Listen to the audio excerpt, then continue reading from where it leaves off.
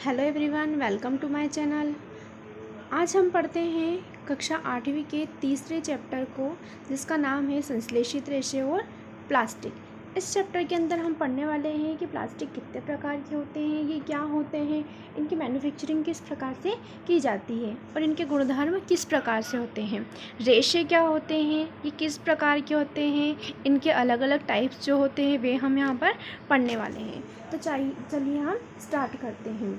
सबसे पहले हम पढ़ते हैं यहाँ पर फाइबर्स के बारे में या फिर रेशों के बारे में, कपड़े के बारे में। ठीक है, तो रेशे जो हैं हमें प्राकृतिक और कृत्रिम दोनों रूप से जो हैं प्राप्त होते हैं। मतलब इन जो स्रोत रहते हैं जहाँ से हम इनको प्राप्त करते हैं, प्राकृतिक और कृत्रिम दोनों प्रकार के हो सकते हैं। हम विभिन्न प्रकार की जो हैं घरेलू चीज़ों में इनका उपयोग करते हैं, प्राकृतिक और कृत्रिम चीज़ों से बने हुए रेशों का। अब यहाँ पर प्रश्न ये उठता है कि क्या क्या मतलब होता है प्राकृतिक और कृत्रिम का। तो हम हमारे घर में बहुत सी ऐसी वस्तुएं देखते हैं जो कि कृत्रिम स्रोत से प्राप्त की गए रेशों द्वारा बनाई जाती है, जबकि बहुत सी ऐसी चीज़ें होती है जो कि नेचुरल सोर्सेज से प्राप्त की जाती है। जैसे कि अगर हम बात करें कॉटन की, कपास की, ऊन की, रेशम की, तो ये सब जो हैं पौधों अथवा जंतुओं से प्राप्त होते हैं। ठीक है, ये हमें कैसे प्राप्त होते हैं, जंतुओं और पौधों से प्राप्त होते हैं, मतलब प्रकृति से प्राप्त हो रहे हैं, इसलिए इनको क्या कहा जाता है, प्राकृतिक रेशा कहा जाता है। जबकि दूसरी ओर वे रेशे हैं जिनको मानव द्वारा संश्लेषित किया जाता है अथवा मानवों के द्वारा बनाया जाता है, ये रेशे क्या कहलाते हैं, संश्लेषित रेशे कहलाते हैं। इसको नोट कीजिएगा, इसकी परिभाषा पूछी जाती है। अब अगला क्वेश्चन आता है कि संश्लेषित रेशे क्या हैं और किस प्रकार से इनको बनाया जाता है। तो यहाँ पर छोटा सा एक प्रैक्टिकल दे रखा है, वह हम कर सकते हैं। हमने क्या किया, कुछ मन के मतलब कि माला के मोती जो रहते हैं वो मोती लेकर एक माला पिरोई, जैसे कि इस चित्र में हमको दिख रहा है। दूसरी ओर कागज़ लेकर हमने कागज़ को क्लिपों के द्वारा लंबी श्रृंखला में जोड़ा। तो इन दोनों में क्या समानता है, देखिए, ये है मन के वाला, मतलब जो मोतियों की माला बनाई गई थी वो, और ये है कागज़ का। तो जैसा कि हमने देखा कि इन दोनों में क्या किया गया, मोतियों की और कागज़ की छोटी छोटी जो है इकाइयाँ ली गई और उन इकाइयों को जोड़ करके एक वस्तु का निर्माण किया गया। तो जो संश्लेषित रेशे होते हैं वे भी इसी प्रकार से होते हैं। इनमें भी बहुत छोटी छोटी इकाइयाँ जो रहती हैं उन इकाइयों को जोड़कर एक श्रृंखला बनाने का प्रयास किया जाता है, एक श्रृंखला इसकी बनाई जाती है। प्रत्येक छोटी इकाई वास्तव में एक रासायनिक पदार्थ होती है। ठीक है, तो अनेक प्रकार की छोटी इकाइयाँ मिलकर एक क्या बनाती हैं, एक बड़ा एकल इकाई बनाते हैं, मतलब कि एक प्रकार का समूह बनाते हैं, जो कि क्या कहलाते हैं, बहुलक या फिर पॉलीमर इनको इंग्लिश में कहा जाता है, ये बनाते हैं। ये शब्द जो है पॉलीमर, ये ग्रीक शब्द भाषा से आया है, जिसको अगर अपन विच्छेदित करें इसका अर्थ निकलता है पोली तथा मर।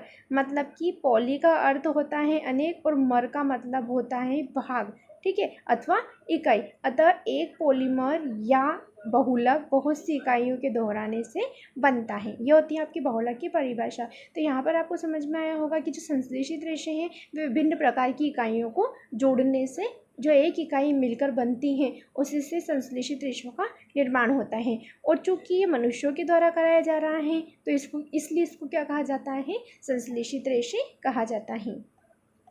बहुलक जो है प्रकृति में बहुत रूप में पाए जाते हैं। उदाहरण के लिए हम कपास का एक बहुलक ले जो कि सेल्यूलोज कहलाता है। सेल्यूलोज की बड़ी मात्रा में ग्लूकोज इकाइयों द्वारा निर्मित होती है। ग्लूकोज की इकाइयाँ जो है इसमें निर्मित होती है। सेल्यूलोज एक पॉलीमर है, एक बहुलक है जो कि बहुत ही जटिल पदार्थ जो है ये रहता है।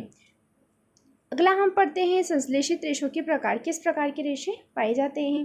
तो सबसे पहले हम लेते हैं रेयॉन। रेयॉन जो है रेशम कीट से प्राप्त होता है, मतलब कि क्या है, नेचुरल है, प्राकृतिक है। ठीक है, इसकी खोज चीन में हुई थी और इसे लंबे समय तक कड़ी सुरक्षा और गोपनीयता में रखा गया था। रेशम से जो कपड़ा प्राप्त होता है वो बहुत ही महंगा होता है और इसकी जो बनावट रहती है, वो टेक्सचर जो रहता है वो बहुत ही सुंदर रहता है। हमारे घरों में भी रेयॉन के बहुत सारे कपड़े उपलब्ध होते हैं। ठीक है, 19वीं शताब्दी के अंतिम छोर पर वैज्ञानिकों को एक रेशम समान गुण वाले रेशे प्राप्त करने में सफलता हुई।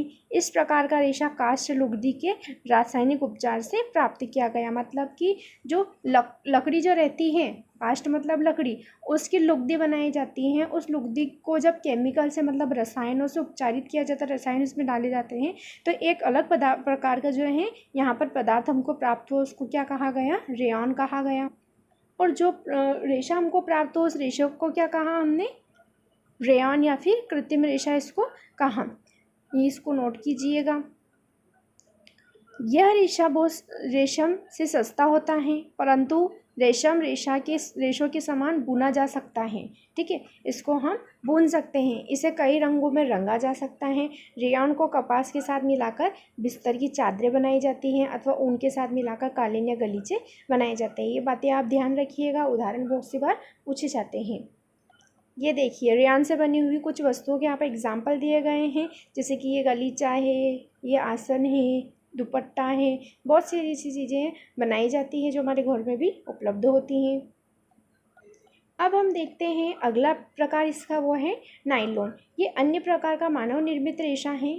इसे 1931 में बिना किसी प्राकृतिक कच्चे माल जैसे कि पौधे या जंतु से प्राप्त करके इसके उपयोग किए बिना बनाया गया।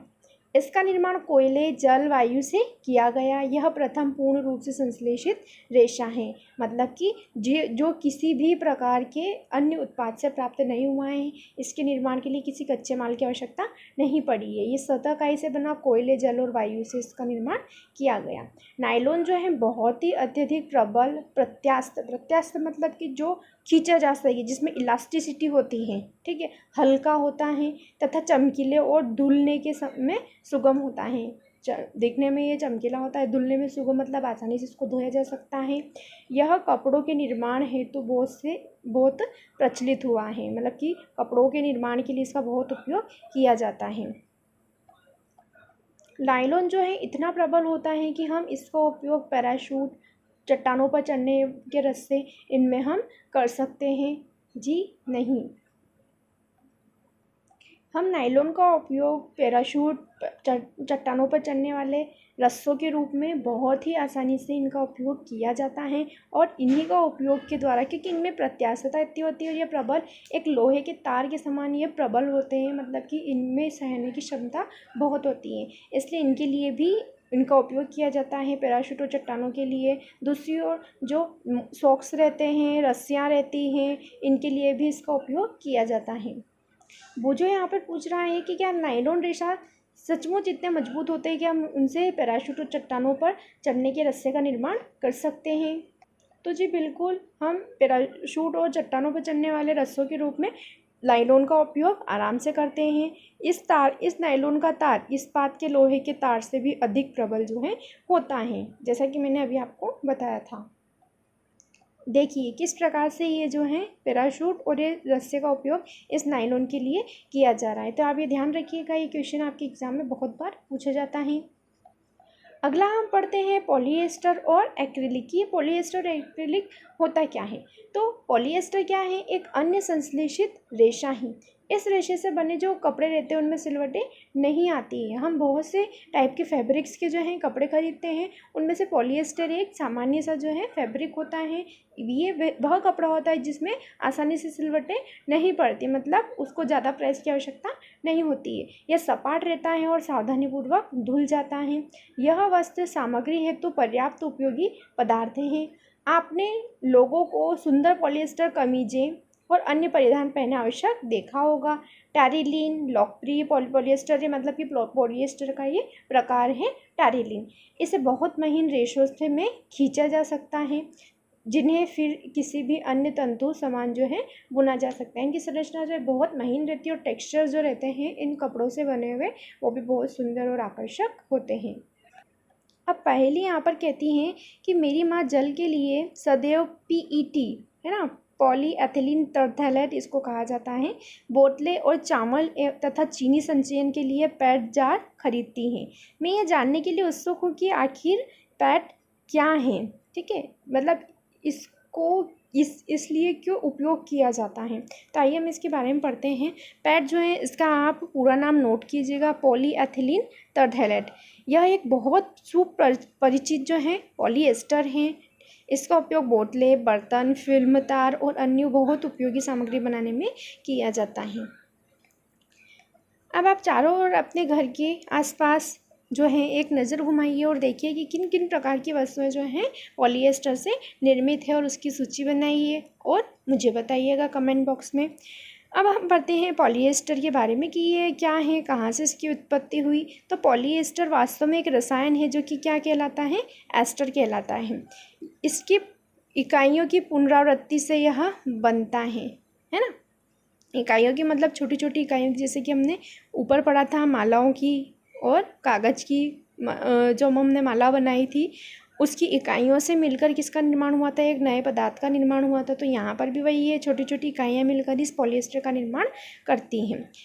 एस्टर वे रसायन है जो फलों को उनकी गंध प्रदान करते हैं। निर्मित कपड़े पॉलीकॉट, पॉलीवूल, टेरिकॉट आदि नामों से बेचे जाते हैं। जैसे कि नाम सुझाते हैं, ये कपड़े 2 प्रकार के रेशों से मिलकर बनते हैं, पॉलीकॉट, पॉलीएस्टर और कपास का ये मिश्रण होते हैं। ठीक है, इन 3 फाइबर से मिलकर इनका निर्माण होता है। पॉलीएस्टर और पॉलीवूल और ऊन का यह मिश्रण है, मतलब पॉलीवूल जो है ये काय का मिश्रण है, पॉलीएस्टर और ऊन का मिश्रण ये कहलाता है। अब ये तो था पॉलीएस्टर। अब हम देखते हैं एक्रिलिक के बारे में कि एक्रिलिक क्या होता है। तो हम सर्दियों में स्वेटर पहनते हैं तथा शाल अथवा कंबलों का उपयोग करते हैं। इनमें से बहुत से प्राकृतिक ऊन से निर्मित नहीं होते हैं। हम बहुत से ऐसे कपड़े पहनते हैं जो कि ऊन से निर्मित नहीं होते, लेकिन वो दिखने में ऊन जैसे होते हैं, क्योंकि रियल ऊन जो रहती है, वुलन जो रहती है, वो काफ़ी एक्सपेंसिव होती है, काफ़ी महंगी वो बिकती है। यद्यपि वे ऊन सदृश ही दिखाई देते हैं, जैसे कि मैंने अभी कहा वे ऊन के होते नहीं है, लेकिन ऊन जैसे हमको दिखाई देते हैं। इनको एक अन्य प्रकार के संश्लेषित रेशे से तैयार किया जाता है जो क्या कहलाता है, एक्रिलिक कहलाता है। ठीक है, प्राकृतिक स्रोतों से प्राप्त ऊन काफ़ी महंगी होती हैं, उनको परचेस करना जो है काफ़ी महंगा पड़ता है, बहुत से के बजट में भी नहीं होता है। जबकि जो एक्रिलिक से बनी जो वस्तुएं होती हैं वे अपेक्षाकृत सस्ती होती हैं और विविध रंगों में उपलब्ध हो जाती हैं। रेशा काफ़ी टिकाऊ और पहुंच के भीतर होता है। पहुंच के भीतर मतलब कि अपने बजट के अंदर रहता है। ठीक है, जिससे ये प्राकृतिक रेशों की अपेक्षा अधिक लोकप्रिय हैं, क्योंकि सभी जो हैं ज़्यादातर वही वस्तुएं खरीदना पसंद करते हैं जो कि अपने बजट में होती हैं, और नेचुरल जो सोर्सेज से प्राप्त हुई वुलन जो रहती है वो काफ़ी एक्सपेंसिव होती है, जबकि एक्रिलिक से बनी हुई जो वस्तुएं रहती है, फैब्रिक्स जो रहते हैं, वो काफ़ी सस्ते हमको पड़ जाते हैं और दिखने में भी काफ़ी अच्छे लगते हैं। अब अगर हम बात करें इनके गुणधर्म की, तो सबसे पहले हम बात करते हैं कि यदि हम कोई प्राकृतिक वस्तु से प्राप्त हुआ अगर रेशे जलाते हैं, जैसे कि सूती कपड़ा हम जलाते हैं तो वो पिघलता नहीं है। ठीक है, वो आसानी से जल जाता है। जबकि जो ये पॉलीएस्टर, एक्रिलिक, इनके बने हुए जो फैब्रिक्स रहते हैं उनको जलाने पर ये पिघल जाते हैं। ठीक है, तो इनके द्वारा है जब ये पिघलते हैं तो ये इनका एक हानिकारक गुण होता है। ठीक है, यदि वस्त्रों में आग लग जाती है तो यह बहुत आपदाजनक हो जाता है, कपड़ा पिघल जाता है और पहनने वाले व्यक्ति के शरीर से ये बहुत भयंकर तरीके से चिपक सकता है। अतः हमें प्रयोगशाला अथवा रसोई में कार्य करते समय संश्लेषित रेशे नहीं पहनना चाहिए, उनसे बने हुए वस्त्रों का उपयोग नहीं करना चाहिए। तो अब जब हमने ये कहा कि ये जो रहता है इनका गुणधर्म जो रहता है चिपकने का, ये बहुत ही भयानक रहता है, इसलिए पहले भी समझ गई है कि उसकी माँ जो है रसोई में काम करते वक्त पॉलीएस्टर से बने कपड़े क्यों नहीं पहनती हैं। सभी संश्लेषित रेशे पेट्रोलियम के मूल के कच्चे माल जो पेट्रो रसायन कहलाते हैं से विविध प्रक्रमों के द्वारा तैयार किए जाते हैं, ये ध्यान रखिएगा आप। अब हम देखते हैं संश्लेषित रेशों के गुणधर्म की, किस प्रकार के इनके गुणधर्म होते हैं। ठीक है, तो हम संश्लेषित रेशे जो हैं अद्वितीय गुणधर्म वाले होते हैं, मतलब कि अलग अलग प्रकार से इनको यूज़ किया जा सकता है। इन्हें परिधान सामग्री हेतु तो लोकप्रिय बनाते हैं। ये शीघ्र सूख जाते हैं, अधिक चलाऊ, कम महंगे और आसानी से उपलब्ध और रख रखाव में भी सुविधाजनक होते हैं। अब देखिए क्रियाकलाप हम यहाँ पर पढ़ते हैं, जैसा कि यहाँ पर लिखा हुआ है, एक आकार के 2 कपड़े के टुकड़े लीजिए जिसको लगभग आधा आधा वर्ग का हो। इसमें से एक प्राकृतिक रेशे से निर्मित होना चाहिए, दूसरा कैसे संश्लेषित रेशा मतलब कि कृत्रिम रेशे से बना होना चाहिए। इन टुकड़ों को चयन हेतु अपने माता पिता की मदद ले लें अगर आपको पता नहीं चल रहा है कौन प्राकृतिक है और कौन सा कृत्रिम है। अब हम क्या करते हैं, इन टुकड़ों को पृथक करके इनको जल से भरे हुए बीकर में भिगोते हैं और बराबर मात्रा में जल रख देते हैं। 5 मिनट बाद जब कपड़े के जो टुकड़े रहते हैं टुकड़ों को पात्रों से निकालते हैं और उनको कुछ समय के लिए क्या करते हैं, धूप में फैला देते हैं। प्रत्येक पात्र में शेष रहित जल के आयतन की तुलना कीजिए। तो आप क्या पाएंगे कि जो प्राकृतिक स्रोत से प्राप्त किया गया जो रेशा है, जो कपड़ा है, वो कपड़ा अत्यधिक मात्रा में जल सोखता है, जबकि कृत्रिम रूप वाला जो रेशा है, कृत्रिम स्रोत से प्राप्त रेशा जो है, कपड़ा है, वह कम मात्रा में जल का अवशोषण करता है। इसी प्रकार से जो प्राकृतिक रेशा रहेगा वो जल्दी जो है क्या कर लेगा, अधिक मात्रा में जल अवशोषित कर लेगा, और जब उसे धूप में सुखाया जाएगा तो वह तुरंत ही सूख जाता है। जबकि कृत्रिम रेशा जो रहता है, कृत्रिम रेशा आसानी से सूखता नहीं है और उसकी चिर स्थायित्व तथा उसका टिकाऊपन भी ज़्यादा अच्छा नहीं रहता है।